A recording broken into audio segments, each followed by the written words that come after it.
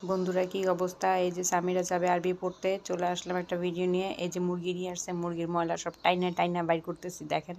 এদিক দিয়ে কক মুরগি নিয়ে আসছে, ওর বাবা পছন্দ করে না কক মুরগি, আমি খুব পছন্দ করি, কারণ হাঁসের মতন একটু রাগি খাইতে।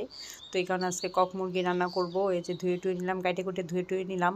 তো বাচ্চারা খেতে চায় না, তাও এটা খাবে। বড় মেয়েটাও পছন্দ করে, ছোটো মেয়েটা কক মুরগি পছন্দ করে না, দেশি মুরগি। তো ওকে বলছি এটা ব্রয়লার মুরগি, মিথ্যা তো বলে এটা খাওয়াইতেছি, কিচ্ছু করার না রে ভাই, কি যে করতাম বুঝতে পারতেছি না। সংসার টানতে টানতে 12টা বেজে গেছে। এই যে আমি মুরগিগুলো ভালো মতো কষিয়ে নিব। এখন যদি কক মুরগিতে আপনারা একটা বুদ্ধি দিয়ে দেয়, যদি আপনাদের কক মুরগিটা শক্ত থাকে, খাইতে যদি কষ্ট হয়, মাংসগুলো শক্ত, চাবানো তো সিদ্ধ হয় না, তাহলে আপনারা কী করবেন জানেন? এখানে একটু পেঁপে বাটা দিয়ে দিবেন, পেঁপের পেস্ট আছে না, ওইটা একটু দিয়ে দিবেন। দিয়ে দিলে মাংসটা একটু সিদ্ধ হয়ে যাবে। কখন দিবেন? গলাটা বসে গেছে। তারপর কখন দিবেন? যখন মাংসটা দেখবেন হয়ে গেছে।